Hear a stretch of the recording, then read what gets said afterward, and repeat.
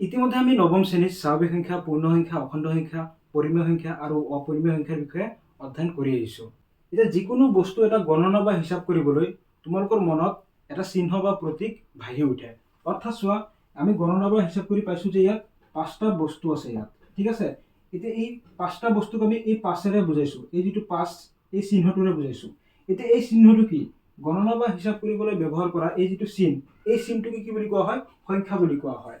এতিয়া চোৱা, কিছুমান বস্তু আমি হিচাপ কৰি পাইছোঁ যে 1 মানে এটা বস্তু আছে, 1 2 3 4 এনেকৈ ডট ডট অসীমলৈ, ঠিক আছে। এই যিমানবোৰ একৰ পৰা সংখ্যা তুমি পাই যাবা অসীমলৈ, সেই সকলোবোৰ সংখ্যাক কি বুলি কোৱা হয়? স্বাভাৱিক সংখ্যা বুলি কোৱা হয়, নেচাৰেল নাম্বাৰ। স্বাভাৱিক সংখ্যা একৰ পৰা ষ্টাৰ্ট হয় অসীমলৈ।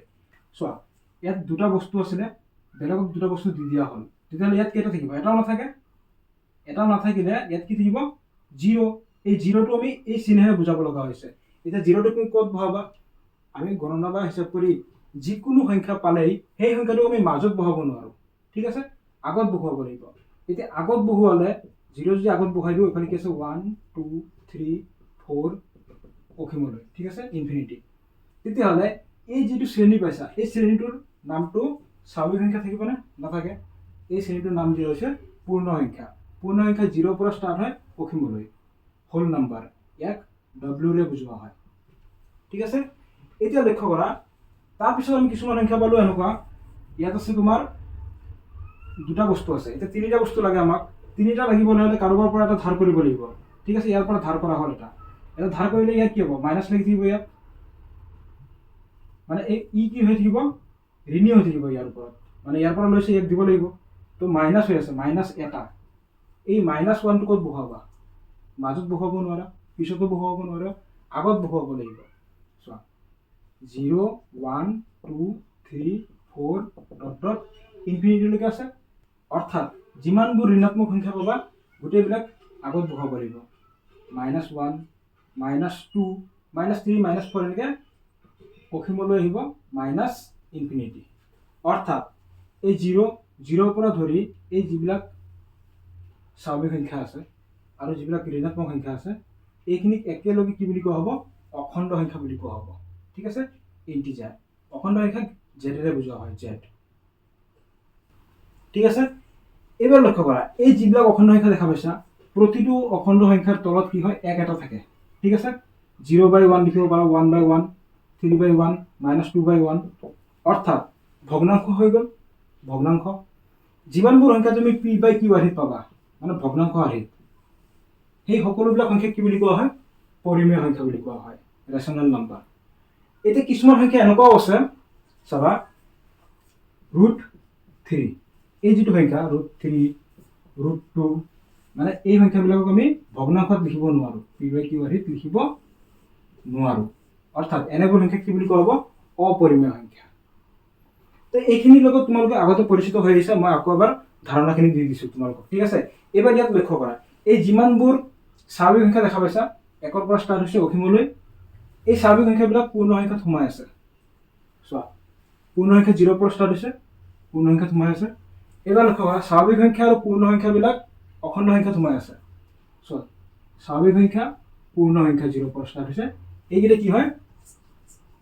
স্বাভাৱিক সংখ্যা, পূৰ্ণ সংখ্যা, অখণ্ড সংখ্যাত সোমাই আছে, ঠিক আছে।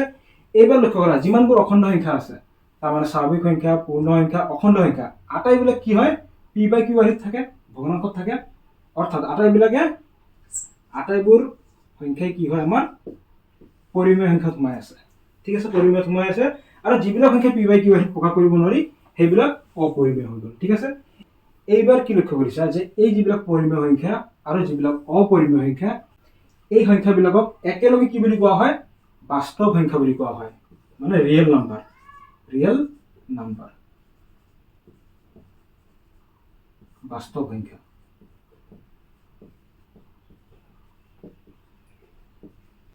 গতিকে বাস্তৱ সংখ্যা কাক বোলে?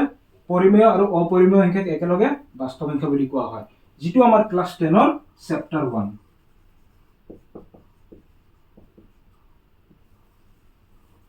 অৰ্থাৎ আমি যিকোনো সমস্যা সমাধান কৰোঁতে বাস্তৱ সংখ্যা ইউজ কৰোঁ, মানে এইবিলাক সংখ্যাই আমি ব্যৱহাৰ কৰোঁ।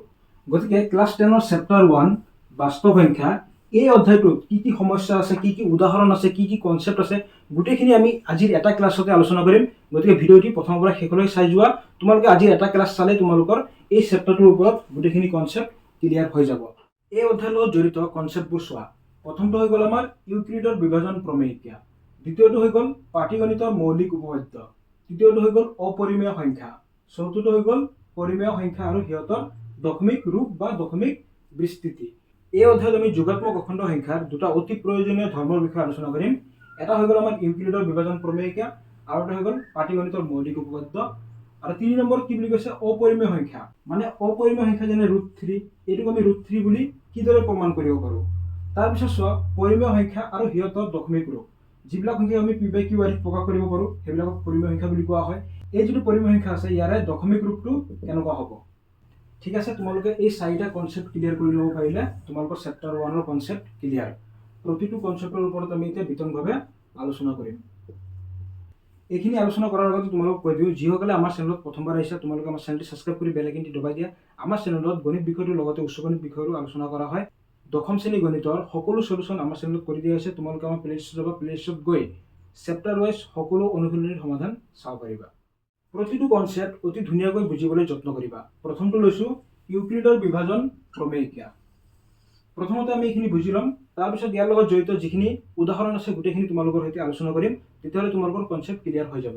চোৱা, ইউক্লিডৰ বিভাজন প্ৰমেয়িকা, ইয়াক ভালদৰে বুজিবলৈ তোমালোকৰ কিতাপত এটা ধুনীয়া সাঁথৰ দিয়া আছে। সৰুতে তোমালোকে বহুতো সাঁথৰ শুনিছা, গতিকে আজিও এটা সাঁথৰ শুনি লোৱা, ইণ্টাৰেষ্টিং হয়। এজন কণী বেপাৰীয়ে কণীৰ পাচি লৈ বেছি গৈ আছে। এজন কাম বন নোহোৱা ধূত মানে নিকম্মা ল'ৰা, কাম বন নাই, এনেই ফাল্টুমি কৰি থাকে। ঠিক আছে, ই কি কৰিলে, কাম বন নোহোৱা ধূতটোৱে কি কৰিলে, এই কণী বেপাৰীৰ লগত এনেই তৰ্কাতৰ্কি কৰিবলৈ আৰম্ভ কৰিলে। আৰু এই তৰ্কাতৰ্কিটো এটা ডাঙৰ কাজিয়াত পৰিণত হৈ গ'ল, যাৰ ফলত এই ধূতটোৱে কি কৰিলে, ইয়াৰ কণীৰ পাচিটো বগৰাই দিলে মাটিত, যাৰ ফলত কণীবোৰ কি হৈ গ'ল, ভাঙি গ'ল গোটেইখিনি। তেতিয়া বেপাৰীজনে পঞ্চায়তৰ ওচৰ চাপিলে, পঞ্চায়তক গৈ ক'লে, এতিয়া এই কণীবোৰ যিমানখিনি লছ হ'ল সেই লছবোৰ পৰিশোধ কৰাবলৈ পঞ্চায়তক ৰিকুৱেষ্ট কৰিলে। কোনে? বেপাৰীজনে। এতিয়া পঞ্চায়তে এই বেপাৰীজনক সুধিলে, তোমাৰ পাচিটোত কিমানটা কণী আছিলে। বেপাৰীজনে চিধাচিধিকৈ নকৈ সাঁথৰ আকাৰত ক'লে, যদি জুৰীয়াকৈ গণো বাকী থাকে এটা, যদি 3টাকৈ গণো বাকী থাকে 2টা, যদি 4টাকৈ গণো বাকী থাকে 3টা, যদি 5টাকৈ গণো বাকী থাকে 4টা, যদি 6টাকৈ গণো বাকী থাকে 5টা, যদি 7টাকৈ গণো বাকী নাথাকে এটাও। তেতিয়াহ'লে কিমানটা কণী আছে আমি নিজে উলিয়াব লাগিব। যদি জুৰীয়াকৈ গণো বাকী কেইটা থাকে, এটা। চোৱা, যদি জুৰীয়াকৈ গণা হয়, জুৰীয়া মানে কি, দুটাকৈ কিমান জোৰ আছে নাজানো, আমি কিউ বুলি ধৰি লৈছোঁ। কিউ কেইটা বাকী থাকিব, এটা বাকী থাকিব, বাকীটো ইয়াৰ লগত যোগ হ'ব। এতিয়া যিটো সংখ্যা ওলাব সেই সংখ্যাটোক আমি এ বুলি ধৰি লৈছোঁ। A equal 2q + 1। এতিয়া যদি 3টাকৈ গণো তো এ ইকুৱেল 3টাকৈ গণা হৈছে, কিউ ধৰি লৈছোঁ, কিমান জোৰ আছে নাজানো, 2টা বাকী থাকিব। এ ইকুৱেল 4টাকৈ গণিলে 3টা বাকী থাকিব, 5টাকৈ গণিলে 4টা বাকী থাকিব, 6টাকৈ গণিলে 5টা বাকী থাকিব, 7টাকৈ গণিলে কি হ'ব, এটাও বাকী নাথাকে, মানে 0।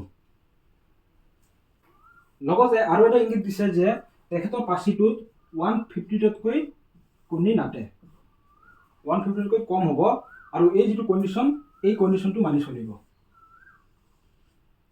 150তকৈ কিমান কম ল'লে এই আটাইবোৰ চৰ্ত মানি চলিব। চোৱা, এনচাৰটো হ'ব আমাৰ 119 ওলাব। চোৱা, দুটাকৈ যদি লওঁ, দুটাকৈ ল'লে 59 বাৰ যাব, এটা থাকি যাব। 119 তিনিটাকৈ ল'লে 39 বাৰ যাব, 2 থাকি যাব। 4টাকৈ ল'লে 29 বাৰ যাব, 3 ৰৈ যাব। 5টাকৈ ল'লে 23 বাৰ যাব, 4 ৰৈ যাব। 6টাকৈ ল'লে 19 বাৰ যাব, 5 ৰৈ যাব।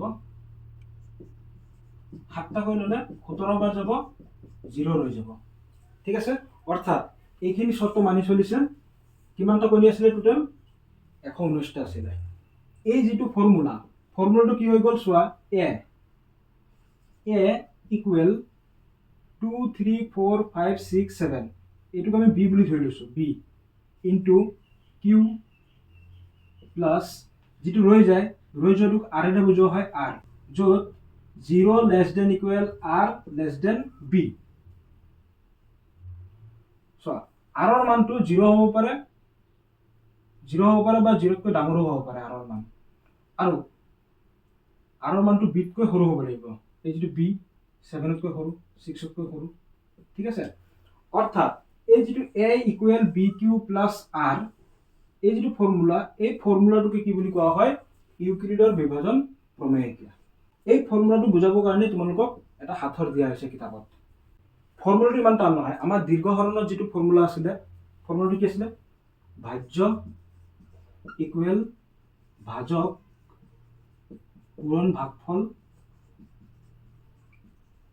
যোগ বাকি বাস এইটো ফৰ্মুলাই এ মানে হৈ গ'ল ভাজ্য বি মানে ভাজক কিউ মানে ভাগফল আৰ মানে বাকি তোমালোকৰ এতিয়াও কনফিউজন লাগি আছে নেকি চোৱা ভাজ্য এটা লৈ লৈছোঁ ধৰা 13ক যদি আমি 2ৰে হৰণ কৰোঁ কেইবাৰ যাব 6 বাৰ যাব 12 1 ৰৈ যাব এতিয়া যদি আমি ভাজ্য পাবলৈ যাওঁ 13 পাবলৈ যাওঁ 2 ইনটু ভাগফল কিমান আছে 6 যোগ বাকি কিমান 1 অৰ্থাৎ এই যিটো 13 এইটো হৈ গ'ল আমাৰ এ এইটো হৈ গ'ল ভাজক বি এইটো হৈ গ'ল ভাগফল কিউ আৰু যিটো ৰৈ যাব আৰ অৰ্থাৎ a equal b into q plus r দুটা সংখ্যাৰ গসাউ কিদৰে উলিওৱা হয় আগৰ ক্লাছসমূহত আমি শিকি আহিছোঁ আজিৰ ক্লাছত আমি আন এটা পদ্ধতিৰ সহায়ত গসাউ উলিওৱা শিকিম চোৱা দুটা সংখ্যা আমাক দিয়া আছে ইয়াৰ গসাউ উলিয়াব লাগে প্ৰথমতে লক্ষ্য কৰিবা এই দুটা সংখ্যাৰ কোনটো ডাঙৰ ইয়াত আমি দেখা পাইছোঁ 455 গ্ৰেটাৰ দেন 42 তেতিয়াহ'লে আমি কি কৰিম এই যিটো 445 ইয়াক আমি 42ৰে হৰণ কৰিম 42ৰে হৰণ কৰিলে কিমান বাৰ যাব 10 বাৰ যাব কিমান ৰৈ যাব 35 ৰৈ যাব এই যিটো প্ৰচেছ দেখা পাইছা এই প্ৰচেছটো আমি যেতিয়ালৈকে ইয়াত 0 নাপাওঁ তেতিয়ালৈকে আমি কৰি গৈ থাকিম চোৱা ইয়াত কি আছে 42 এইবাৰ আমি এই 35 দি 42 হৰণ কৰিম চোৱা 42 কিহেদি কৰিম 35 দি কৰিম কিমান বাৰ যাব একবাৰে যাব 7 ৰৈ যাব সো ইয়াত 0 পোৱা নাই আকৌ কৰিম এই 7 দি 35 ক কৰিম 35 7 দি কিমান বাৰ যাব 5 বাৰ যাব এবাৰ 0 ৰৈ যাব 0 পাই গৈছো গতিকে এই যিটো প্ৰসেস আমি কৰি গৈ আছো লাষ্টৰ যিটো আমাৰ বিৰ মান 7 এইটোই হ'ব আমাৰ গসাউ অৰ্থাৎ এটাকে HCF of 455, 42 কিমান হৈ গ'ল 7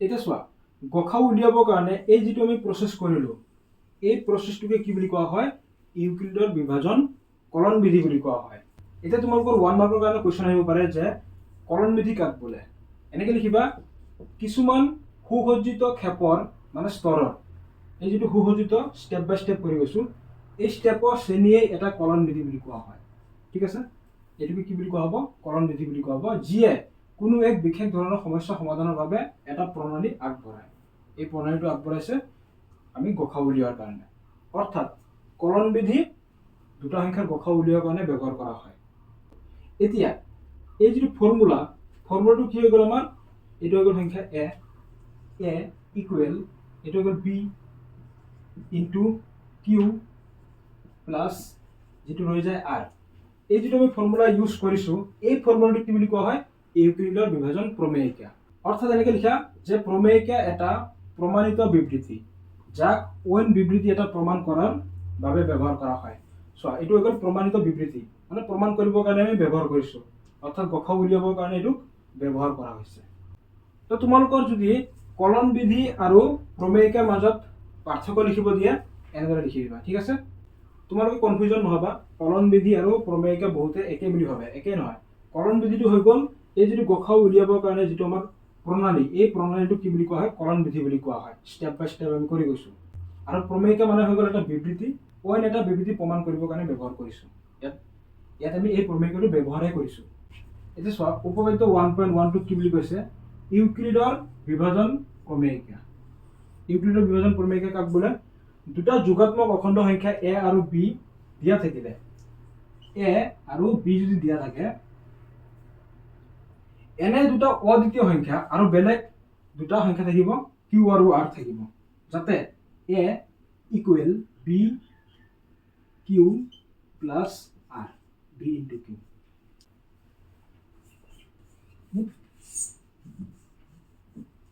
কেৱল প্ৰমেয়কে কি বুলি সুধিলে এইখিনি লিখিবা, ইউক্লিডৰ বিভাজন প্ৰমেয়কে সুধিলে এইখিনি লিখিবা, ঠিক আছে।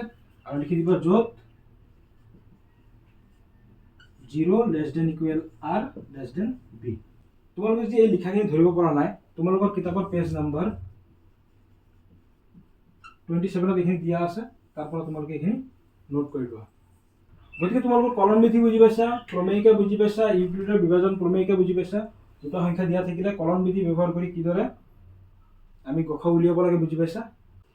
তোমালোকে কেৱল এইটো মনত ৰাখিবা যে কলম বিধি মানে হৈছে গ খ উলিওৱাৰ কৌশল, বাছ এইখিনিয়ে।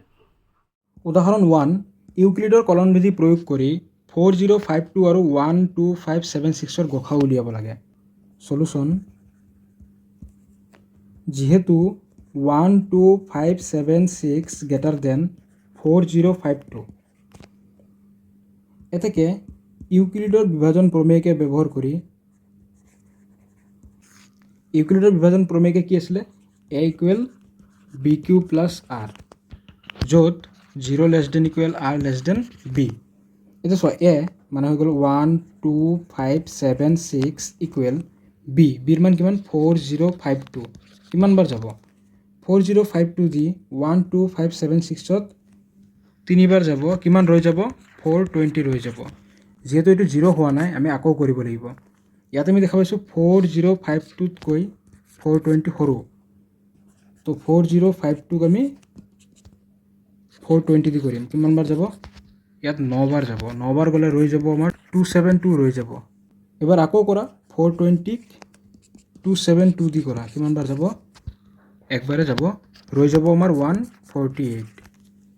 272ক 148 দি কিমান বাৰ যাব, একবাৰে যাব নেকি, একবাৰে যাব, 124 ৰৈ যাব। 148ক 124 দি কিমান বাৰ গৈ আছে, একবাৰে যাব, 24 ৰৈ যাব। 124ক 24 দি 5 বাৰ যাব, 4 ৰৈ যাব।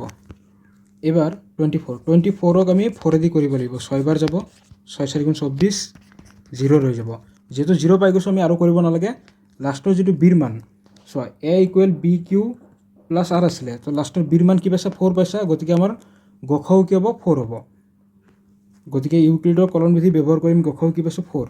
তো এতেকে HCF অফ 12576, 4052 ইকুৱেল কি পাইছা 4 হৈ গ'ল।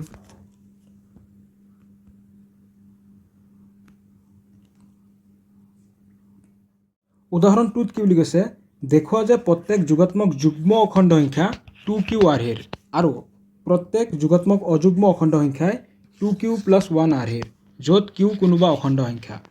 তো ইয়াৰ কাৰণে এনেকৈ লিখা, সলিউশ্যন: ধৰা হ'ল এ যিকোনো যোগাত্মক অখণ্ড সংখ্যা, এ যিকোনো যোগাত্মক অখণ্ড সংখ্যা আৰু বি ইকুৱেল কি হ'ব 2।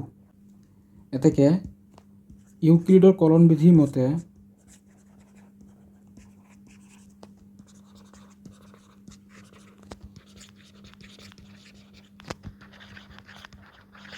ফৰ্মুলা কি আছিলে, a equal b q plus r, য'ত 0 less than equal r less than b.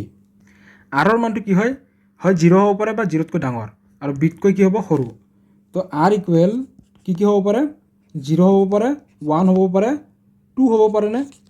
আৰৰ মানটো বিতকৈ সৰু হ'ব লাগিব, বিৰ মান কি হয় 2, বিতকৈ সৰু, 2তকৈ সৰু, তাৰমানে 0 আৰু 1 হ'ব পাৰে। এতেকে এ ইকুৱেল বি মানে হৈ গ'ল 2q প্লাছ আৰ, আৰ মানে কিমান, চ' আৰৰ মান যদি 0 হয় 0, অৰ্থাৎ কি হ'ব 2q। আকৌ আৰৰ মান 1 হ'লে কি হ'ব, a equal 2q plus R, আৰৰ মান 1। 2q মানে কি যুগ্ম হয়, যুগ্ম হ'লে 2q আৰ্হিৰ হ'ব, আৰু 1 মানে কি অযুগ্ম, 2q প্লাছ 1 হ'ব। অৰ্থাৎ লাষ্টত এনেকৈ লিখি দিবা যে এতেকে প্ৰত্যেক যোগাত্মক যুগ্ম অখণ্ড সংখ্যা 2q আৰ্হিৰ আৰু প্ৰত্যেক যোগাত্মক অযুগ্ম অখণ্ড সংখ্যাই 2q + 1r বাস হৈ গ'ল। উদাহৰণ 3 কি বুলি কৈছে, দেখুৱা যে যিকোনো যোগাত্মক অখণ্ড সংখ্যাই 4q + 1 নাইবা 4q + 3r য'ত q কোনোবা অখণ্ড সংখ্যা। তেনেকৈ লিখা সলিউশ্যন লেট ধৰা হ'ল এ যিকোনো যোগাত্মক অখণ্ড সংখ্যা। ইয়াত বিৰ মান কিমান হ'ব? বিৰ মান হ'ব 4 হ'ব। বিৰ মান হৈ গ'ল 4। তেনেকৈ ইউক্লিডৰ কলন বিধি মতে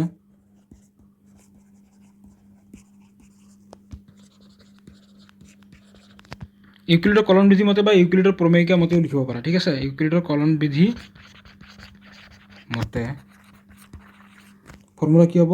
a = bq + r য'ত 0 <= r b।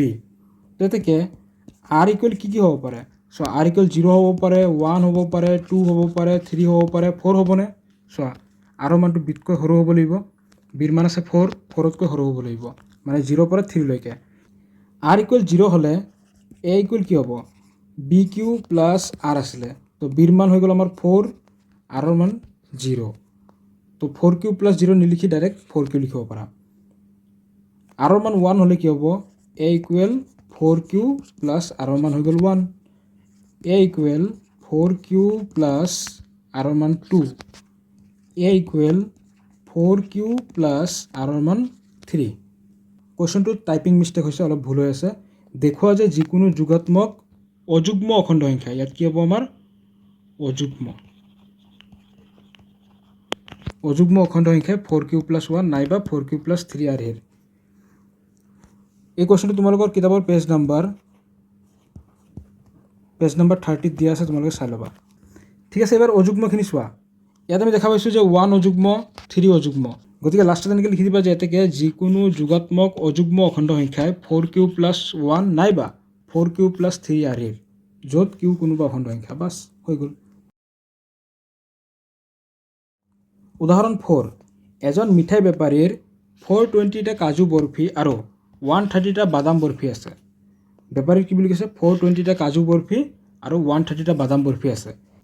তেওঁ সেইবোৰ কেইটামান থাকত এনেদৰে সজাব বিচাৰিলে যে প্ৰতিটো থাকতে সমান সংখ্যক মিঠাই থাকে আৰু ট্ৰেকখনত এইবোৰে আটাইতকৈ কম ঠাই আগুৰে। এই উদ্দেশ্যেৰে থাকবোৰ সজাব খুজিলে প্ৰতিটো থাকতে কিমান সংখ্যক মিঠাই থাকিব? দুটা সংখ্যা যদি দিয়া থাকে, আমি আৰামত ইউক্লিডৰ কলন বিধি প্ৰয়োগ কৰি গসাউ উলিয়াই দিওঁ। কিন্তু এনেধৰণৰ যদি সমস্যা দিয়া থাকে, এইটো গসাউ উলিয়াব কৈছে নে লসাগু উলিয়াব কৈছে, কেনেকৈ গম পাবা? চোৱা, লক্ষ্য কৰিবা, সমান সংখ্যক বা সমান উচ্চতা বা সমান টুকুৰাত কাটি লোৱা হয় বুলি যদি সোধে, তেতিয়াহ'লে কি কৰিবা? সংখ্যা দুটাৰ গসাউ উলিয়াই দিবা, এনচাৰ হৈ যাব। তো এনেকৈ লিখা। যিহেতু ইয়াত কোনটো ডাঙৰ দেখা পাইছা? 420 ডাঙৰ দেখা পাইছা। 420 > 130। তো এতেকে ইউক্লিডৰ বিভাজন প্ৰমেয়িকা মতে বা ইউক্লিডৰ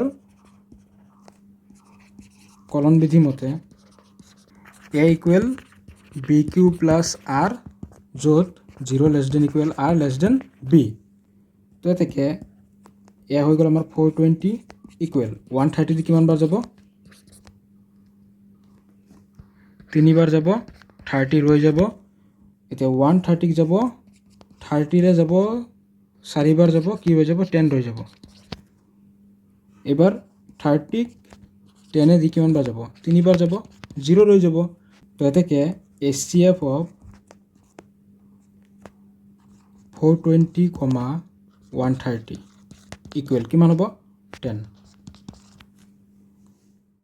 কুৱেশ্যনত কি সুধিছে যে এই উদ্দেশ্যৰে থাকবোৰ সজাব খুজিলে প্ৰতিটো থাকতে কিমান সংখ্যক মিঠাই থাকিব?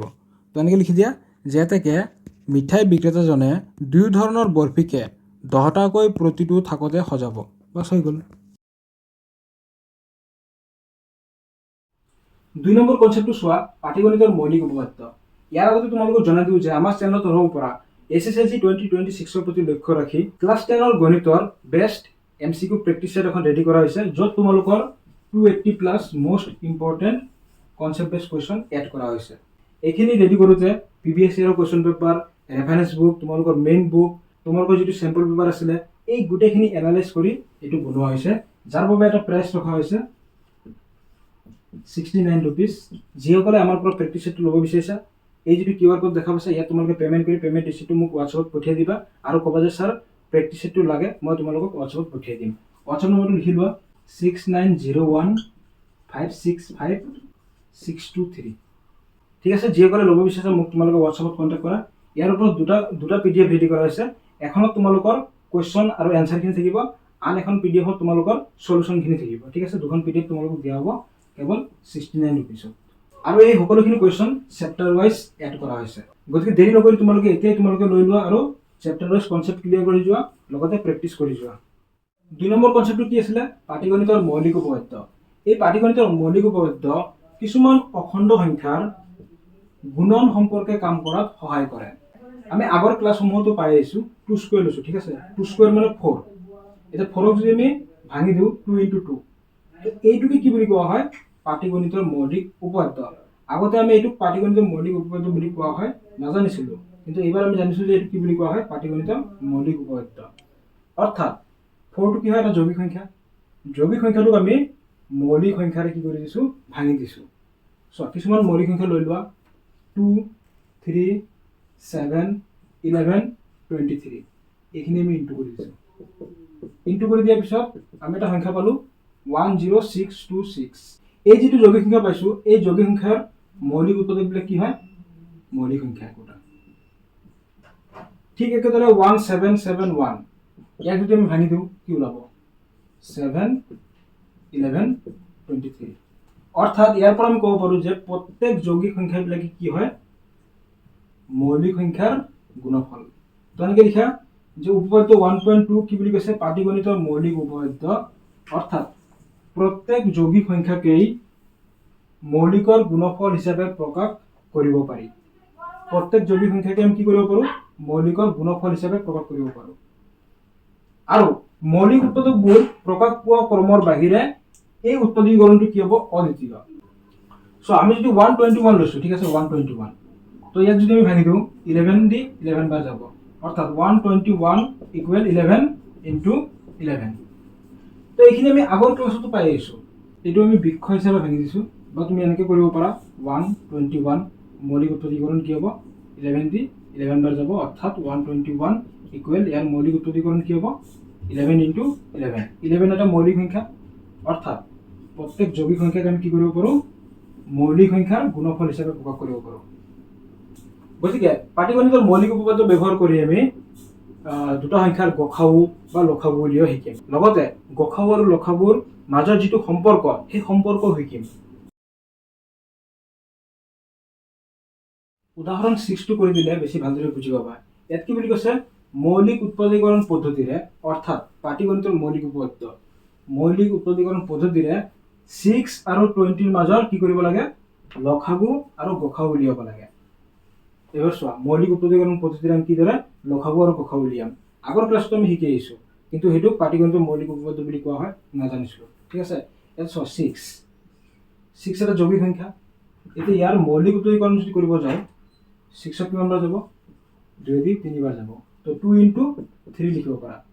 অৰ্থাৎ 2 কেইবাৰ আছে? একবাৰ আছে। 3 কেইবাৰ আছে? একবাৰ আছে। তাৰপিছত 20ৰ মৌলিক উৎপাদকীকৰণ কি হ'ব? 2 দি 10 বাৰ যাব, 2 দি 5 বাৰ যাব। তো 2 কেইটা হৈ গ'ল? 2টা। 2 × 2 × 5 এটা। এতেকে গসাগু of 6, 20 কিমান হ'ব? গসাগু মানে কি? মিল থকা, অৰ্থাৎ কম। 2 কেইটা আছে? এটা আছে। ইয়াত 2 কেইটা আছে? দুটা আছে। যিটো কম আছে সেইটো হ'ব গসাগু। অৰ্থাৎ 2 ^ 1 মানে 2। এই 1 খিনি নিলিখিলেও হ'ব। অৰ্থাৎ মনত ৰাখিবা, গসাগু মানে মিল থকা হ'ব লাগিব একে একে, আৰু কম থকাটো হ'ব। আৰু লসাগু মানে কি? চোৱা, লসাগু মানে কি? মিল থকাখিনি হ'ব, মিল নথকাখিনি হ'ব। চোৱা, ইয়াত 2 আছে, ইয়াতো 2 আছে। য'ত নেকি 2 বেছিকৈ আছে সেইটোৱে আমাৰ গসাগুত আহিব। 6, 20 2 বেছিকৈ থকাটো আহিব, আৰু নথকাখিনিও আহিব। কি আছে? 3 আছে, 5 আছে, আৰু এই 2টোতো ইয়াতে আহি গৈছে। চোৱা, যিটো আমাৰ মিল আছে, 2 মিল আছে, যিটোত বেছিকৈ আছে সেইটো আহিব লসাগুত, আৰু ৰৈ যোৱাখিনিও আহি যাব আমাৰ। গতিকে পাটীগণিতৰ মৌলিক উপপাদ্য বুজি পাইছা? প্ৰত্যেক যৌগিক সংখ্যাটোক কি কৰিব পাৰোঁ আমি মৌলিকৰ গুণফল হিচাপে প্ৰকাশ কৰিব পাৰোঁ। আৰু এই যিটো মৌলিক উৎপত্তিকৰণ পদ্ধতি, এই পদ্ধতিৰে কি কৰিছোঁ আমি গসাগু উলিয়াইছোঁ, লসাগু উলিয়াইছোঁ। এতিয়া গসাগু আৰু লসাগুৰ মাজত যিটো সম্পৰ্কটো চোৱা এনেধৰণৰ হ'ব, দুটা সংখ্যাৰ লসাগু পূৰণ দুটা সংখ্যাৰ গসাগু ইকুৱেল সংখ্যা দুটাৰ পূৰণফল।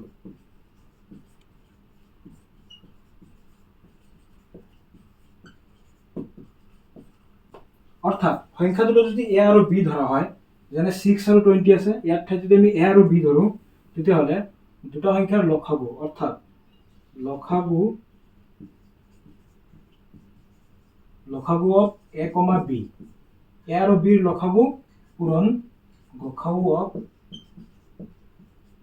এ কমা বি ইকুৱেল সংখ্যা দুটাৰ পূৰণফল অৰ্থাৎ এ ইনটু বি। এই ফৰ্মুলা ব্যৱহাৰ কৰি আমি কিছুমান কুৱেশ্যন কৰিম। চ' এই ফৰ্মুলাটো তোমালোকে মিলাই চাব পাৰা, পৰীক্ষা কৰি চাব পাৰা। চ' সংখ্যা দুটা ইয়াত আছিলে কি 6 আৰু 20, 6 ইনটু 20 কৰিলে আমি কি পাই আছোঁ 120 পাই আছোঁ। এতিয়া চোৱা লসাগু আৰু গসাগু যদি পূৰণ কৰোঁ, লসাগু কি পাইছা এইখিনি লিখা নহ'লেই, 2 স্কুৱেৰ মানে 4 ইনটু 3 ইনটু 5, 4 3 গুণ 12, 5 12 গুণ 60।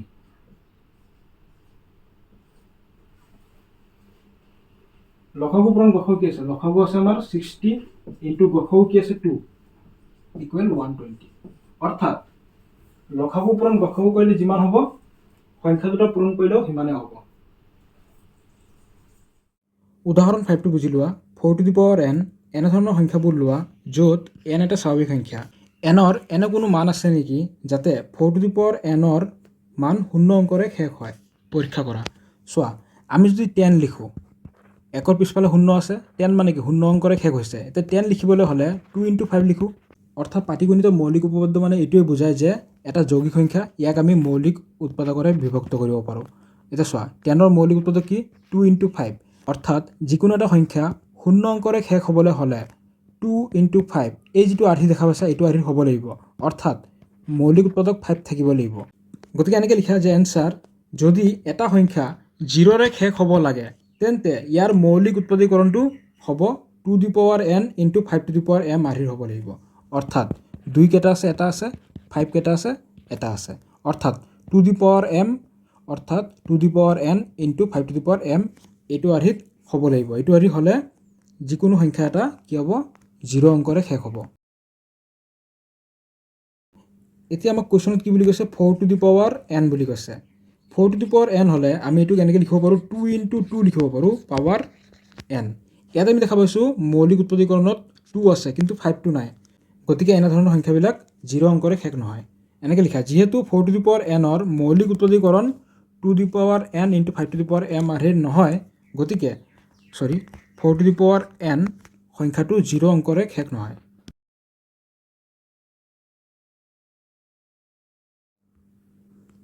উদাহৰণ 6টো অলপ আগতে কৰি দিছোঁ। এবাৰ চোৱা উদাহৰণ 7। ইয়াত কি বুলি কৈছে, মৌলিক উৎপত্তিকৰণ পদ্ধতিৰে 96 আৰু 404ৰ গসাগু উলিওৱা। গসাগু উলিয়াব লাগে। এতিয়া ইয়াৰ পৰা সিহঁতৰ লসাগু উলিয়াব দিছে। চোৱা এইটো একেবাৰে ইজি হয়, আমি কনচেপ্টবোৰ ক্লিয়াৰ কৰিছোঁ, তো সেই কনচেপ্ট ব্যৱহাৰ কৰি আমি এইখিনি সলিউশ্যন কৰিম। য'ত যিটো কণ্ডিশ্যন ক'ব সেই কণ্ডিশ্যন মতে আমি গসাগু উলিয়াম। ইউক্লিডৰ বিভাজন প্ৰমেয়িকা মতে ক'লে ইউক্লিডৰ বিভাজন প্ৰমেয়িকা মতে গসাগু উলিয়াম। মৌলিক উৎপত্তিকৰণ পদ্ধতি বুলি ক'লে মৌলিক উৎপত্তিকৰণ পদ্ধতিৰে উলিয়াম। চোৱা কি আছে 96, 2 দি কিমান পোৱা যাব, 2 3 গুণ 2 4 গুণ 8, 2 8 গুণ 16, 2 দি 2 গুণ 4, 2 4 গুণ 8, 2 দি 12 বাৰ, 2 দি 6 বাৰ, 2 দি 3 বাৰ। এতিয়া 96 2 কেইবাৰ 1 2 3 4 5 টু দি পাৱাৰ 5 ইনটু 3, আৰু এটা কি আছে 404,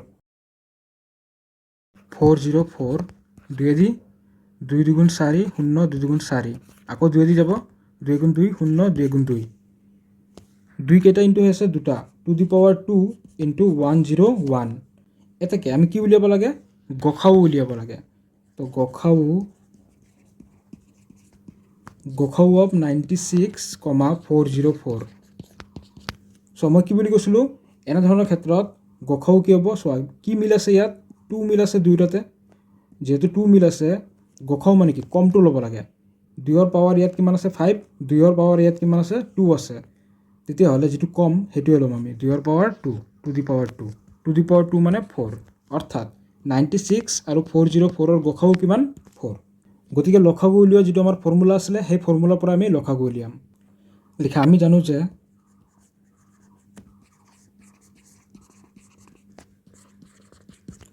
আমি ফৰ্মুলা কি পাই আছিলোঁ যে লসাগু পূৰণ গসাউ ইকুৱেল সংখ্যা দুটাৰ পূৰণফল। এইমতে মানবিলাক বহোৱা, আমি লসাগু উলিয়াব লাগে, তো লসাগুটো ৰাখি দিয়া, লসাগু ইকুৱেল সংখ্যা দুটাৰ পূৰণফল। সংখ্যা দুটা কি কি আছিলে 96 ইনটু 404। গসাউটো পূৰণ হৈ আছিলে, সোঁফালে গ'লে কি হ'ব হৰণ, তলত আহি যাব। তো গসাউ কি পাইছে 4, গসাউ কি পাইছে 4। 4এদি যদি আমি 404ক কেঞ্চেল কৰোঁ কি ওলাব 101 ওলাব।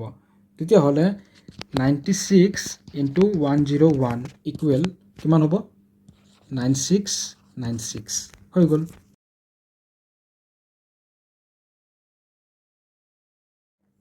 উদাহৰণ 8, মৌলিক উৎপত্তিকৰণ পদ্ধতিৰে 672 120ৰ গসাউ আৰু লসাগু উলিওৱা।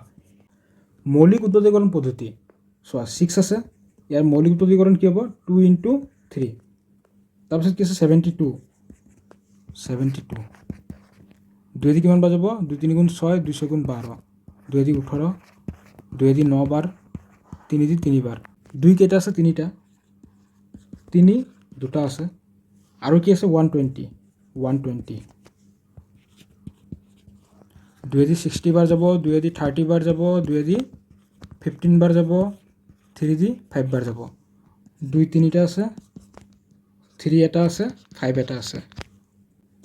তো এতিয়া আমি কি কৰিব লাগে, প্ৰথমতে গসাউ উলিয়াব লাগে।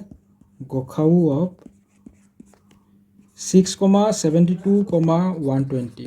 গসাউ উলিয়াবলৈ হ'লে মই কি বুলি কৈছোঁ যে আমি চাম তিনিওটাতে কি মিল আছে 2 মিল আছে।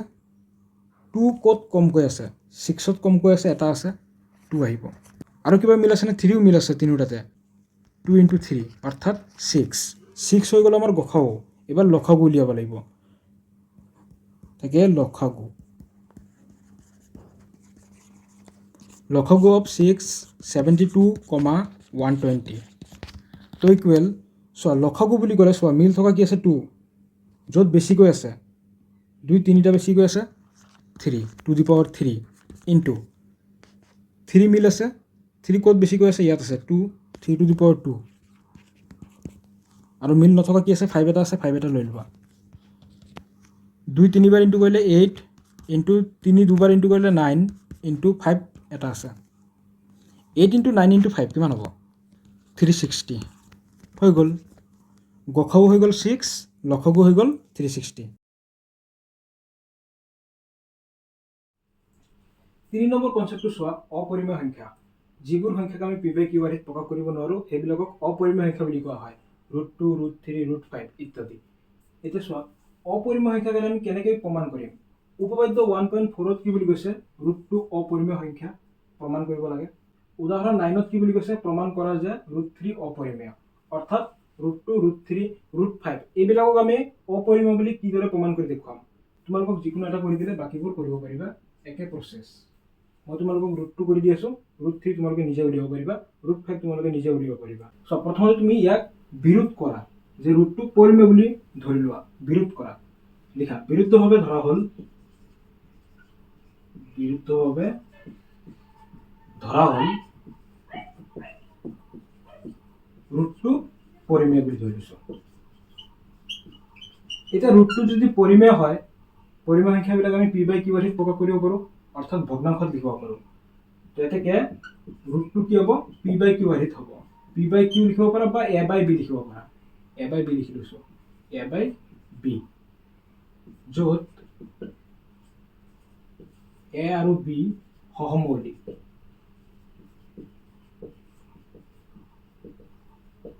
সহমৌলিক মানে কি, এ বি যদি সহমৌলিক হয় এ আৰু বিৰ 1ৰ বাহিৰে বেলেগ উৎপাদক থাকিব নোৱাৰে।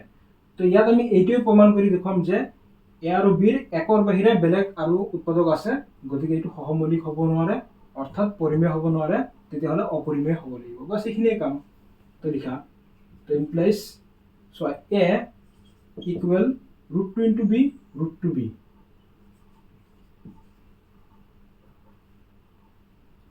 এতিয়া দুয়োফালে বৰ্গ কৰি দিয়া, a square equal √2 b whole square. তেতিয়াহ'লে কি হ'ব, চোৱা এ স্কুৱেৰ ইকুৱেল √2ৰ বৰ্গ কৰিলে 2 হৈ যাব, আৰু এইফালে কি হ'ব বি স্কুৱেৰ। ইয়াক আমি এনেকৈ লিখিব পাৰোঁ নে, চোৱা এ স্কুৱেৰ 2টো যদি আমি এইফালে লৈ আহোঁ কি হ'ব, হৰণ হৈ যাব, এইফালে কি থাকিব বি স্কুৱেৰ।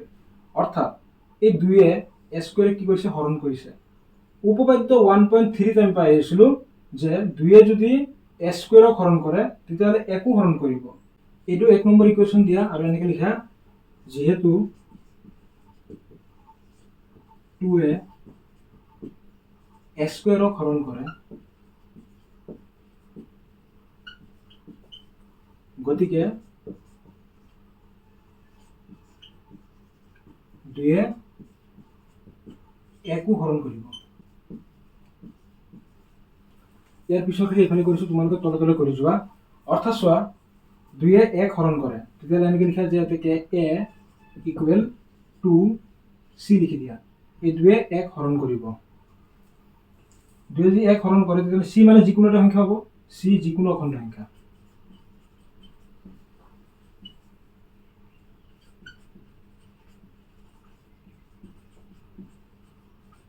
দুয়োফালে বৰ্গ কৰিলে কি হ'ব, এ স্কুৱেৰ ইকুৱেল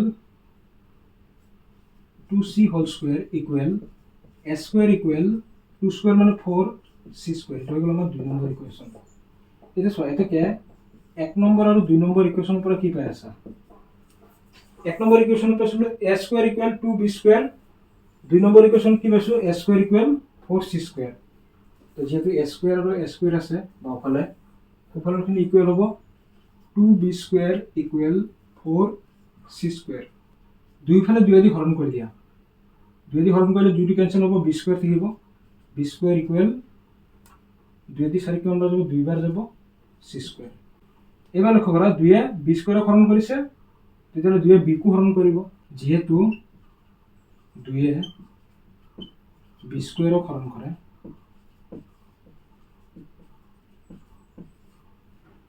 গতিকে 2য়ে বিকো হৰণ কৰিব।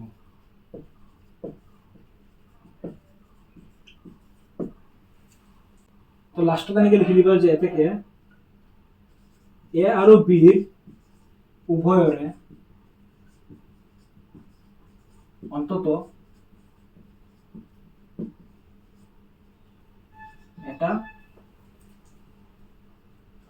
এটা সাধাৰণ উৎপাদক আছে।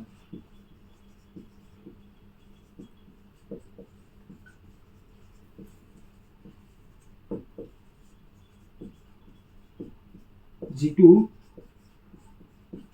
কি হ'ব 2। ইয়াত আমি লক্ষ্য কৰিছোঁ 2য়ে দি একো হৰণ যায়, 2য়ে দি বিকো হৰণ যায়।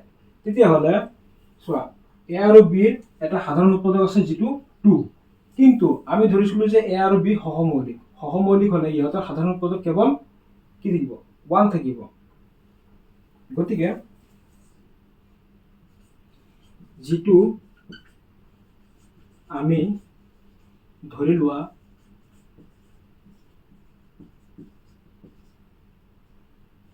এ আৰু বিৰ 1ৰ বাহিৰে অইন কোনো সাধাৰণ উৎপাদক নাই।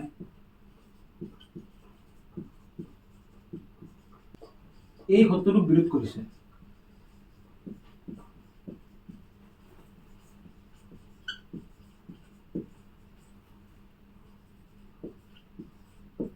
গতিকে ৰুটটো অপৰিমেয়।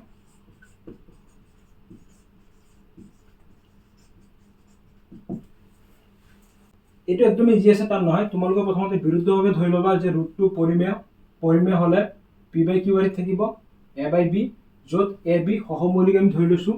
সহমৌলিক মানে a আৰু b একৰ বাহিৰে বেলেগ কোনো সাধাৰণ উৎপাদক নাথাকে।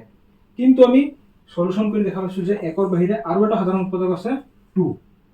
গতিকে এইটোৱে কি কৰিছে, আমি যিটো ধৰি লৈছিলোঁ যে a আৰু b সহমৌলিক মানে একৰ বাহিৰে অইন কোনো সাধাৰণ উৎপাদক নাই, সেই শৰ্তটো কি কৰিছে, বিৰোধ কৰিছে।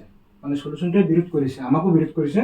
গতিকে যিহেতু বিৰোধ কৰিছে, তো এইটো আমি ধৰি লোৱা পৰিমেয়টো পৰিমেয় হ'ব নোৱাৰে, এইটো কি হ'ব, অপৰিমেয়। বাছ এইখিনিয়ে।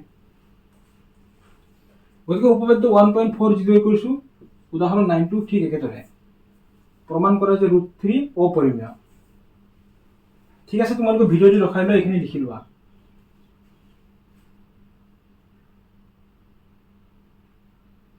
হৈ গ'ল। ঠিক একেদৰে তোমালোকে √3 কাৰণে কৰিলে কি হ'ব, বাকী লিখাখিনি একেই হ'ব, কেৱল √2ৰ ঠাইত তোমালোকে √3 লিখি দিবা। বিৰুদ্ধভাৱে ধৰা হ'ল √3 পৰিমেয়, গতিকে কি হ'ব, √3টো কি হৈ যাব আমাৰ a/b আৰিত থাকিব। তো a ইকুৱেল কি হ'ব, √3b। √3b, তো a স্কোয়াৰ কৰিলে কি হ'ব, √3b হোল স্কোয়াৰ হ'ব। a স্কোয়াৰ ইকুৱেল √3 স্কোয়াৰ কৰিলে কিমান হ'ব, 3b স্কোয়ার। যেহেতু 2a a স্কোয়ারে হরণ করে, এবার কি হবে, 3a a স্কোয়ারে হরণ করে। এই 3a স্কোয়ারে হরণ করে, গতিকে 3a একো হরণ কৰিব। বাকি ইয়াৰ পিছৰ ফালে এইফালে a ইকুৱেল ইয়াত লিখা 3c, c যিকোনো অখণ্ড সংখ্যা, তো a স্কোয়াৰ ইকুৱেল ইয়াত কি হ'ব, 3c হোল স্কোয়াৰ। 3 স্কোয়াৰ মানে কি হ'ব, 9। এতিয়া 1 আৰু 2 ৰ পৰা কি হ'ব, এক নম্বৰটো কি আছে আমাৰ 3b স্কোয়াৰ। এক নম্বৰটো কি হ'ব, 3b স্কোয়াৰ। আৰু এইফালে কি হ'ব, 4c স্কোয়ার আছিলে, 4তে কি হ'ব, 9 আহিব। তো 3 কেনসেল, 3 দি 9ত 3 বাৰ যাব। গতিকে 3a b স্কোয়াৰক হৰণ কৰে, 3a b হৰণ কৰে। গতিকে a আৰু b উভয়ৰে অন্তত এটা সাধাৰণ উৎপাদক আছে, যিটো কি হ'ব, 3। যিটো আমি ধৰি লোৱা a আৰু b একৰ বাহিৰে অইন কোনো সাধাৰণ উৎপাদক নাই। গতিকে এই শৰ্তটোক বিৰোধ কৰে, গতিকে √3 অপৰিমেয়। বাস তোমালোকে কেৱল এই √2 অপৰিমেয় যিকোনো এটা তোমালোকে মনত ৰাখিলে হ'ল, বাকীখিনি সেম প্ৰসেস। উপপাদ্য 1.3 ধৰা হ'ল p মৌলিক। যদি p এ a স্কোয়াৰক হৰণ কৰে, তেন্তে p এ একো হৰণ কৰিব, য'ত a এটা যোগাত্মক অখণ্ড সংখ্যা। এই উপপাদ্য 1.3 তোমালোকে মুখস্থ ৰাখিবা, কাৰণ চোৱা √2 √3 যেতিয়া তোমালোকক অপৰিমেয় বুলি প্ৰমাণ কৰি দেখুৱাব দিব, তেতিয়া তোমালোকৰ এই উপপাদ্য 1.3টো প্ৰয়োজন হ'ব। ঠিক আছে, তোমালোকে কেৱল এইখিনি মনত ৰাখিলে হ'ল যে p এ a স্কোয়াৰক হৰণ কৰে, তেন্তে p এ একো হৰণ কৰিব। বাস এইটো তোমালোকক মই প্ৰমাণ কৰি দেখুৱাই দি আছোঁ। লিখা প্ৰমাণ। ইয়াত কি বুলি কৈছে, a এটা যোগাত্মক অখণ্ড সংখ্যা, তেতিয়াহ'লে এৰ মৌলিক উৎপত্তিকৰণটো কি হ'ব? তো মৌলিক উৎপত্তিকৰণটো আমি ধৰি লৈছোঁ। লিখা ধৰা হ'ল লেট এৰ মৌলিক উৎপত্তিকৰণ এ কি বুলি কৈছে, p এ a স্কোয়াৰক হৰণ কৰে, তেন্তে p এ একো হৰণ কৰিব দেখুৱাব লাগে। p1 p2 p3 dot dot pn, য'ত এইবিলাক কি হয়, মৌলিক সংখ্যা। ঠিক আছে, এইটো এ হৈ গ'ল আমাৰ যোগাত্মক অখণ্ড সংখ্যা। ইয়াৰ মৌলিক উৎপত্তিকৰণকেইটা হৈ গ'ল এইখিনি লিখা, য'ত এই p1 p2 p3 dot dot pn এইবিলাক কি হয়, মৌলিক সংখ্যা। এতিয়া যদি সমান চিহ্ন দুয়োফালে আমি বৰ্গ কৰোঁ, তো ইমপ্লাইজ a স্কোয়াৰ ইকুৱেল কি হ'ব, p1 p2 p3 dot dot pn। এইখিনি ইনটু হৈ আছে, ঠিক আছে, ইনটু হৈ আছে, হোল স্কোয়াৰ বা দুবাৰ ইনটু হৈ আছে, p1 p2 p3 dot dot pn।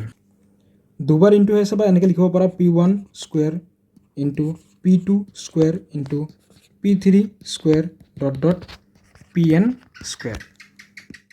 দিয়া আছে p এ a স্কোয়াৰক হৰণ কৰে, এইটো কুৱেশ্যনত দিয়া আছে। সেয়ে পাটিগণিতৰ মৌলিক উপপাদ্যৰ পৰা পাওঁ যে a স্কোয়াৰৰ মৌলিক উৎপাদকবোৰৰ ভিতৰত pও এটা। মানে 2a যদি 4 স্কোয়াৰক হৰণ যায়, তেতিয়াহ'লে 4 স্কোয়াৰৰ মৌলিক উৎপত্তিকৰণত 2 থাকিব। সেইটোৱে বুজাইছে ইয়াত।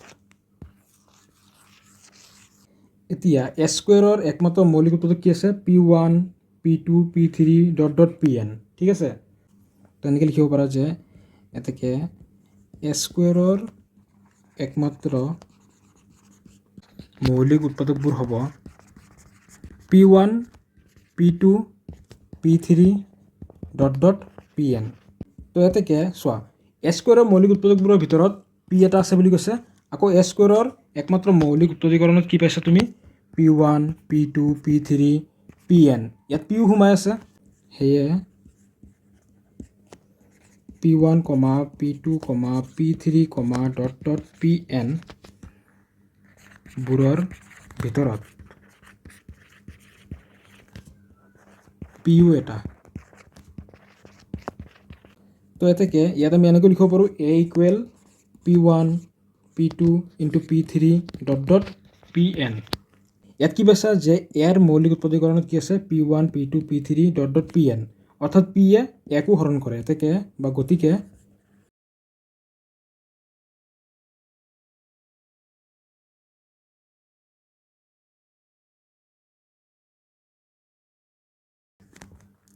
বাস এইখিনি আমি প্ৰমাণ কৰি দেখুৱাব লাগে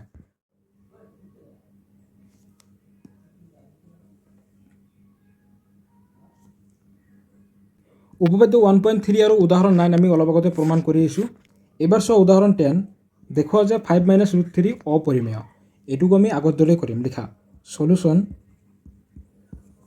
লেট বিৰুদ্ধভাৱে ধৰা হ'ল 5 মাইনাছ ৰুট 3 পৰিমেয় বুলি ধৰি লোৱা পৰিমেয়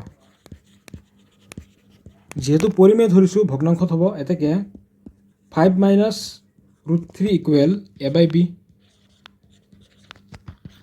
য'ত A, B সহমৌলিক তো ইমপ্লাইজ ইয়াত কি আছে 5 A/B টো যদি বাওঁফালে লৈ আহা মাইনাছ A/B মাইনাছ ৰুট 3 সোঁফালে গ'ল ৰুট 3 হৈ গ'ল এইখিনিতে সৰল কৰি দিওঁ ৰুট 3 যদি আমি এইফালে লিখোঁ এইফালে কি হ'ব 5 মাইনাছ A/B তো ইমপ্লাইজ ৰুট 3 ইকুৱেল চোৱা লসাগু হৈ গ'ল B into 5B minus A এবাৰ লক্ষ্য কৰা এইখিনি আমি ভগ্নাংশত পালোঁ এইখিনি যদি ভগ্নাংশত তাৰমানে এইটো কি হৈ গ'ল পৰিমেয় এইটো পৰিমেয় হ'লে ইয়াত ইকুৱেল আছে অৰ্থাৎ এইটো পৰিমেয় হ'ব লাগিব তো এনেকৈ লিখা এতেকে 5B মাইনাছ A/B পৰিমেয় গতিকে ৰুট 3 কি হ'ব লাগিব পৰিমেয় কিন্তু ইয়ে ৰুট 3 যে অপৰিমেয় আছিলে আমি প্ৰমাণ কৰি আহিছিলোঁ ৰুট 3 অপৰিমেয় এই সত্যটোক বিৰোধ কৰে গতিকে আমাৰ কুৱেশ্যনত কি আছে 5 মাইনাছ ৰুট 3 গতিকে 5 মাইনাছ ৰুট 3 অপৰিমেয় বাছ এইখিনিয়ে ঠিক আছে তোমালোকে ভিডিঅ'টি ৰখাই লৈ লিখি লোৱা উদাহৰণ 11 দেখুৱা যে 3 ৰুট 3 অপৰিমেয় এইটো আগৰ দৰে কৰা লিখা সলিউশ্যন বিৰুদ্ধভাৱে ধৰা হ'ল 3 ৰুট 3 পৰিমেয়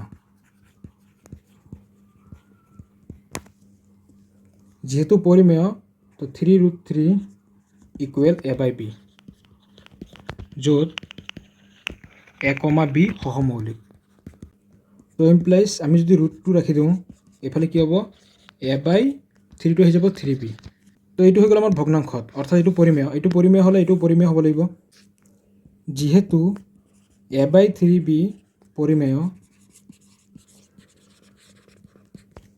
গতিকে ৰুট 2 পৰিমেয় কিন্তু ইয়ে ৰুট 2 অপৰিমেয় এই সত্যটোক বিৰোধ কৰে গতিকে 3 ৰুট 2 কি হ'ব অপৰিমেয় এবাৰ বুজি পাইছা গতিকে তোমালোকে এতিয়া অপৰিমেয় সংখ্যাৰ ওপৰত যিখিনি ধাৰণা বা কনচেপ্ট এইখিনি বুজি পাইছা কিদৰে আমি অপৰিমেয় সংখ্যা এটাক অপৰিমেয় বুলি প্ৰমাণ কৰি দেখুৱাব লাগে প্ৰথমতে বিৰুদ্ধভাৱে পৰিমেয় বুলি ধৰি ল'বা তাৰপিছত কেলকুলেশ্যন কৰি তুমি দেখা পাইছা যে এইটো পৰিমেয় নহয় বিৰোধ কৰিছে গতিকে এইটো অপৰিমেয় 4 নম্বৰ কনচেপ্টটো চোৱা পৰিমেয় সংখ্যা আৰু সিহঁতৰ দশমিক ৰূপ তোমালোকে ক্লাছ 9তো পাই আহিছা যে পৰিমেয় সংখ্যা এটাক p/q আৰ্হিত প্ৰকাশ কৰিব পাৰোঁ। এতিয়া এই পৰিমেয় সংখ্যাৰ দশমিক বিস্তৃতি এটা পৰিসমাপ্ত নে অপৰিসমাপ্ত নে নিৰৱধি পৌনঃপুনিক সেইখিনি তোমালোকে ক্লাছ 9তো পাই আহিছা। ইয়াত আমি আৰু অলপ বিতংভাৱে সঠিককৈ বিচাৰ কৰিম। উপপাদ্য 1.5টো তোমালোকে মনত ৰাখিবা। ইয়াত কি বুলি কৈছে, ধৰা হ'ল x এটা পৰিমেয় সংখ্যা যাৰ দশমিক বিস্তৃতিটো পৰিসমাপ্ত বা সাৱধি। তেতিয়া xক p/q আৰ্হিত প্ৰকাশ কৰিব পাৰি, য'ত pq সহমৌলিক। তদুপৰি qৰ মৌলিক উৎপত্তিকৰণটো to the power n × 5m আৰ্হিৰ, য'ত n আৰু m অবিয়োগাত্মক সংখ্যা। এতিয়া চোৱা, x এটা পৰিমেয় সংখ্যা ধৰি লৈছোঁ দশমিকত 1 নম্বৰ 0.375। যদি এইটো পৰিসমাপ্ত হ'ব লাগে, পৰিসমাপ্ত হ'বলৈ হ'লে কণ্ডিশ্যন কি হ'ব লাগিব যে xক p/q আৰ্হিত প্ৰকাশ কৰিব পাৰি। এই যিটো সংখ্যা এইটোক আমি p/q আৰ্হিত প্ৰকাশ কৰিব পাৰোঁ। পাৰোঁনে চোৱাচোন। চোৱা, আমি যদি দশমিকটো উঠাওঁ, দশমিকৰ ঠাইত 1 আহিব তলত, দশমিকৰ পিছফালে 3টা অংক আছে, 3টা শূন্য আহিব আৰু ওপৰত কি যাব 375। তো এইটো এনেকৈ লিখিব পাৰা 375 তলত কি হ'ব 10⁻³ 1ৰ পিছফালে 3টা শূন্য 10⁻³। ধৰা হ'ল x এটা পৰিমেয় সংখ্যা যাৰ দশমিক বিস্তৃতি পৰিসমাপ্ত মানে কি দশমিকৰ পিছত 375ত শেষ হৈছে আৰু ওলাই থকা নাই। তেতিয়াহ'লে এইটো p/q আৰ্হিত লিখিব পাৰোঁ, ভগ্নাংশত লিখিব পাৰিছোঁ। তদুপৰি আৰু এটা কণ্ডিশ্যন কি বুলি কৈছে, qৰ মৌলিক উৎপত্তিকৰণটো to the power n × 5m আৰ্হিৰ হ'ব লাগিব। q কি আছে 10⁻³। ইয়াৰ মৌলিক উৎপত্তিকৰণটো চোৱাচোন কি হয় 375। 10 মানে আমি লিখিব পাৰোঁ 2 × 5, পাৱাৰ কি আছে 3, অৰ্থাৎ 375 টু দি পাৱাৰ 3 × 5m অৰ্থাৎ two the power n × 5m আৰ্হিত আছে। অৰ্থাৎ এই যিটো আমাৰ পৰিমেয় সংখ্যা এইটো কি হয়, ইয়াৰে দশমিক বিস্তৃতি পৰিসমাপ্ত। এতিয়া চোৱা, এই যিটো কনচেপ্ট, ইয়াৰ পৰা কুৱেশ্যন কেনেকুৱা আহে, তোমাক এটা কুৱেশ্যন দি দিব যে 0.104 ইয়াৰে দশমিক বিস্তৃতি মানে দশমিক ৰূপটো পৰিসমাপ্ত হয়নে নহয়। চোৱা, পৰিসমাপ্ত হ'বলৈ হ'লে ভগ্নাংশত লিখিব পাৰিব লাগিব। চোৱা, ভগ্নাংশত হ'বনে 104 পইণ্টৰ ঠাইত 1, পইণ্টৰ পিছফালে 3টা অংক 3টা শূন্য ইকুৱেল 104 10⁻³ কিমান হ'ব 3। 10⁻³ মানে কি 104 2 × 5 পাৱাৰ কিমান আছে 3, অৰ্থাৎ 104 2 দি পাৱাৰ 3 × 5m পাৰিছোঁ লিখিব। অৰ্থাৎ ইয়াৰে দশমিক বিস্তৃতি কি হ'ব পৰিসমাপ্ত। এবাৰ চোৱা, উপপাদ্য 1.6ত কি বুলি কৈছে, ধৰা হ'ল x p/q এটা পৰিমেয় সংখ্যা, x এটা পৰিমেয় সংখ্যা যাতে n m অবিয়োগাত্মক সংখ্যাৰ ক্ষেত্ৰত qৰ হৰটোৰ মৌলিক উৎপত্তিকৰণটো to the power n × 5m আৰ্হিৰ, তেন্তে এটা সাৱধি দশমিক বিস্তৃতি আছে। মানে এই যিটো উপপাদ্য 1.5 আৰু উপপাদ্য 1.6 এইটো একেই। মানে চ' qৰ মৌলিক উৎপত্তিকৰণটো যদি two the power n × 5m আৰ্হিৰ হয়, তেতিয়াহ'লে দশমিক বিস্তৃতি কি হ'ব সাৱধি মানে পৰিসমাপ্ত। উপপাদ্য 1.7 ইয়াত কি বুলি কৈছে, ধৰা হ'ল x p/q এটা পৰিমেয় সংখ্যা, x এটা পৰিমেয় সংখ্যা যাতে n, m এমবোৰ অবিয়োগাত্মক সংখ্যাৰ ক্ষেত্ৰত qৰ হৰৰ মৌলিক উৎপত্তিকৰণটো to the power n × 5m আৰ্হিৰ নহয়। যদি এইটো আৰ্হিৰ নহয়, তেন্তে xৰ দশমিক বিস্তৃতিটো থাকিব, যিটো কি হ'ব অপৰিসমাপ্ত বা নিৰৱধি আৰু পৌনঃপুনিক। এটা পৰিমেয় সংখ্যাৰ হৰটোৰ মৌলিক উৎপত্তিকৰণ to the power n × 5m আৰ্হিত থাকিলে কি আছিলে দশমিক বিস্তৃতি পৰিসমাপ্ত, আৰু যদি এইটো আৰ্হিৰ নহয় তেতিয়াহ'লে কি হ'ব অপৰিসমাপ্ত বা নিৰৱধি আৰু পৌনঃপুনিক হ'ব। বুজি পোৱাৰ কাৰণে এটা উদাহৰণ হিচাপে লৈ লৈছোঁ, ধৰা 64/455। এতিয়া ইয়াৰে দশমিক বিস্তৃতি পৰিসমাপ্ত হ'ব নে অপৰিসমাপ্ত হ'ব নে নিৰৱধি পৌনঃপুনিক হ'ব। চ' কৰি চালে বুজি পাবা, হৰটো কি আছে 455, 3 দি যাব, 3 × 3, 3 × 5 = 15 নাযায়, 5 দি 5 × 9 = 45, 5 × 1 = 5, 7 দি যাব নেকি 7 × 13 = 91। গতিকে ইয়াত কি পাইছা চোৱা, ওপৰটো চাব নালাগে, তলটো চাবা 455 ইয়াৰে মৌলিক উৎপত্তিকৰণ কি পাইছা 5 × 7 × 13। এতিয়া চোৱা, মৌলিক উৎপত্তিকৰণটো কি বুলি কৈছিলোঁ two the power n × 5m আৰ্হিৰ হ'ব লাগিব। যিহেতু এইটো আৰ্হিত নাই, 7 আহিছে 13 আহিছে, অৰ্থাৎ ইয়াৰ দশমিক বিস্তৃতি কি হ'ব অপৰিসমাপ্ত। আমাৰ এই যিটো কনচেপ্ট পৰিমেয় সংখ্যা আৰু সিহঁতৰ দশমিক ৰূপ চ' পৰিমেয় সংখ্যা এটা কি হয় পি বাই কিউ আৰ্হিত থাকে মানে ভগ্নাংশত থাকে। এতিয়া এই পি বাই কিউৰ দশমিক ৰূপ বা দশমিক বিস্তৃতি পৰিসমাপ্ত হ'ব নে অপৰিসমাপ্ত হ'ব কেনেকৈ গম পাবা? যদি কিউৰ মৌলিক উৎপত্তিকৰণটো 2n × 5m আৰ্হিৰ হয় তেতিয়াহ'লে কি হ'ব পৰিসমাপ্ত, আৰু যদি এইটো আৰ্হিৰ নহয় তেতিয়াহ'লে অপৰিসমাপ্ত। বাছ তোমালোকে কেৱল এইখিনি মনত ৰাখিলে হ'ল। এক্সাৰচাইজ 1.4ত আমি পৰিসমাপ্ত আৰু অপৰিসমাপ্তৰ ওপৰত বহুখিনি কুৱেশ্যন পাম। সেই কুৱেশ্যনখিনি তোমালোকে প্ৰেক্টিছ কৰা, তেতিয়াহ'লে তোমালোকৰ কোনবোৰ পৰিমেয় সংখ্যাৰ দশমিক বিস্তৃতি পৰিসমাপ্ত, কোনবোৰ পৰিমেয় সংখ্যাৰ দশমিক বিস্তৃতি অপৰিসমাপ্ত গোটেইখিনি তোমালোকৰ ক্লিয়াৰ হৈ যাব। গতিকে আজিৰ ক্লাছত তোমালোকৰ সৈতে চেপ্টাৰ 1ত থকা যিখিনি কনচেপ্ট আছে গোটেইখিনি তোমালোকৰ সৈতে আলোচনা কৰিছোঁ, আৰু অনুশীলনী সমাধানবোৰ আমাৰ চেনেলত কৰি দিয়া হৈছে। তোমালোকে প্লেলিষ্টত গৈ চেপ্টাৰ ৱাইজ সকলো সলিউশ্যন চাব পাৰিবা।